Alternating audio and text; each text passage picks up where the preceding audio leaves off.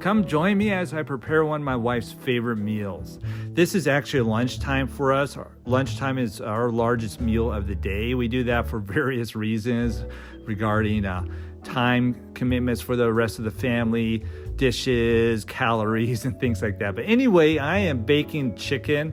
I coat it with olive oil and season it with paprika, salt, and pepper, and then sometimes garlic powder. I'm throwing in the breasts first of all, and then I'm doing the rest of the chicken. This is a whole chicken just cut up. A whole chicken feeds the family pretty well. And there I am with the pepper and the salt. Now, obviously, this is a very popular meal internationally, but what makes it unique, there Joshua is playing with his baby brother who's on my back. What makes this unique is the trimmings that come along with it. And what I oftentimes prepare for my wife is she loves butternut squash, which is right there. I prepared beforehand for her. I'm just adding some hot water to it, honey, and then some butter. And then that boils for about half an hour and it should be good to go. What also makes this unique is my wife also likes to have it with beetroot and things like that and vegetables. Now, a lot of you made a comment about using Pam. I had never heard that, saying that Pam is not real healthy. I'm looking into that. But this is actually a gravy that's very popular. It's stir-fried vegetables. There's the butternut squash. It's stir-fried vegetables with seasonings. I have salt and pepper added to it, tomatoes and things like that. And then I add chakalaka seasoning to it. That's a mix that we brought over from Botswana, and then you can order it online as well. It's a spicy little mix, and it makes a nice gravy for the rice or pasta or whatever. In this case, we're having pasta. There's the chicken. It is done. It's golden brown. It's nice and moist, and the family really loves it. Got some drippings there for the family to add to their pasta there. That's the chakalaka seasoning, and like I said, it's just a packet seasoning that's very popular in the southern region of Africa. And here is the beetroot. I prepared the beetroot early on and had it in the refrigerator. And all I do is just add a little bit of wine vinegar. So you guys, I'm here outside at the backyard. You guys, the neighbor's dogs digged under the fence and they've been coming. One of the dogs is a bulldog, very, very vicious dog. And this dog hates my kids. That when my kids are in the house, like inside the house, it comes and it just wants to eat them, like just like barking in a very angry, vicious way. And I was kind of like disappointed, like what type of neighbors let the dog like that out?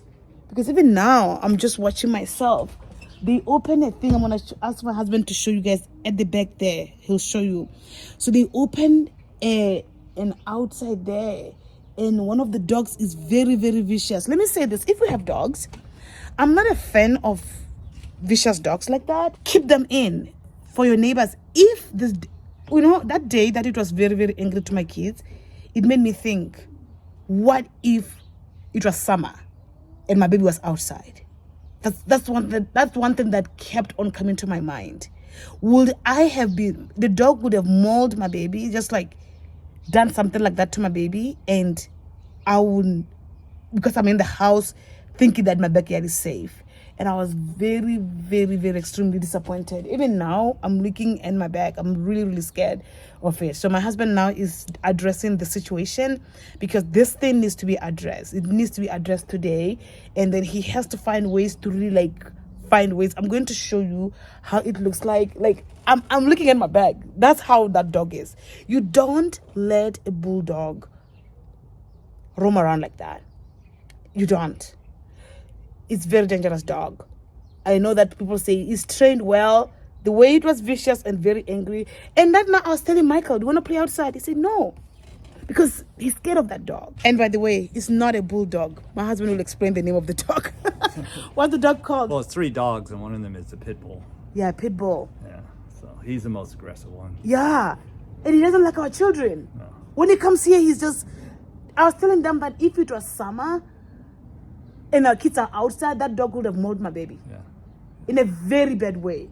Tell them how crazy and angry it Yeah, was. he comes up to the door and he starts snarling at the kids. Unprovoked, yeah. If you have a dog, know that people like me are not happy when you let your vicious dog, come to my backyard. Because now we have to work hard for this nonsense. This is the first neighborhood I've been in where we haven't had any cats around, because we have so many vicious dogs around here. Every single neighbor has 2 or 3 aggressive dogs. Yeah, but our neighbor there though, he has a big fence. Oh yeah, they all have fences. This one had a fence, but I'll show. Okay. So I threw this bus at the pit bull when he was snarling at the kids. But anyway, they go underneath this shed from the neighbor, and they tore their way through the fence. So I'm just gonna plug up this fence here. I'm so happy that he's doing that. Oh my goodness. This has been long overdue because I want my kids to come enjoy the outside.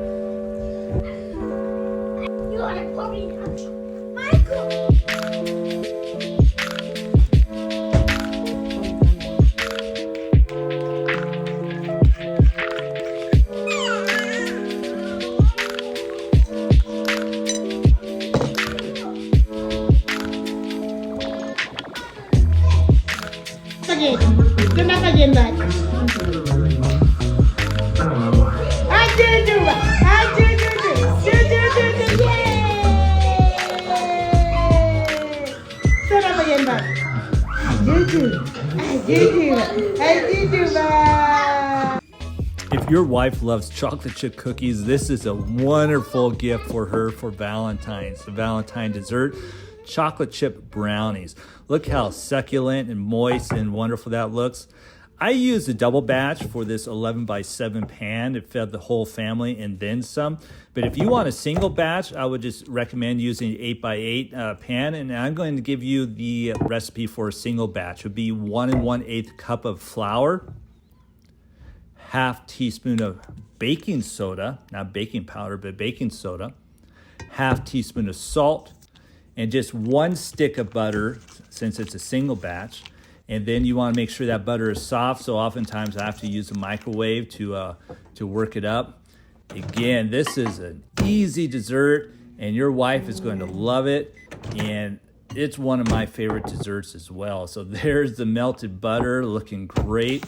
Now we use 2 kinds of sugar. We use brown sugar and white sugar, and for a single batch, it's about 3/8 of an inch or 3/8 of a cup of sugar.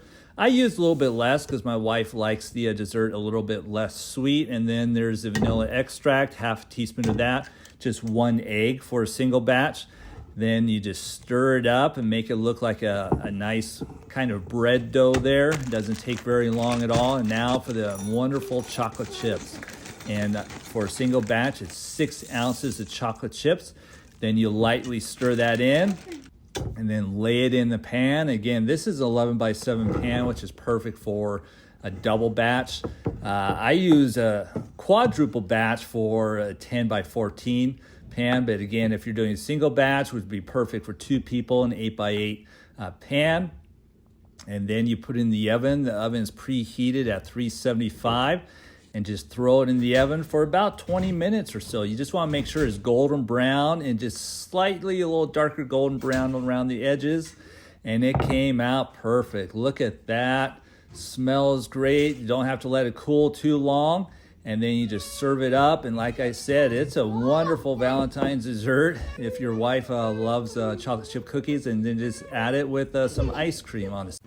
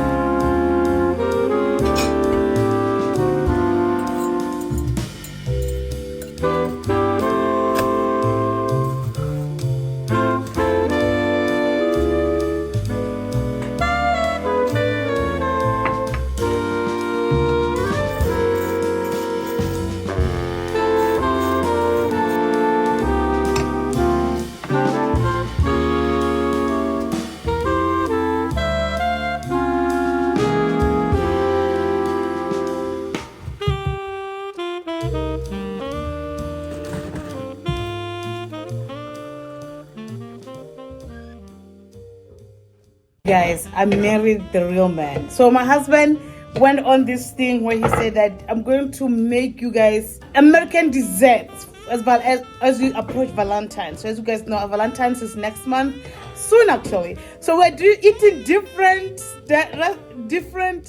desserts, and what a great thing. I'm gonna be posting all the videos, even in the next videos. I'll just be showing you what we're making for these things, and it's such a blessing and all these things.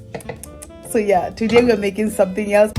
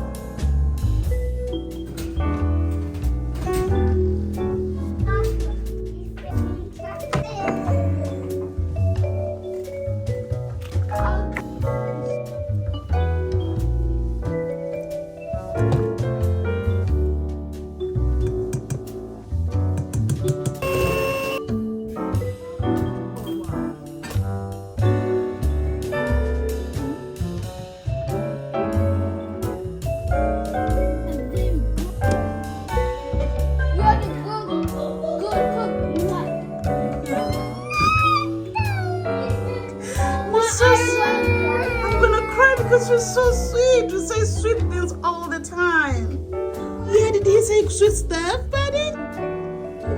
You're a good baby. Mwah.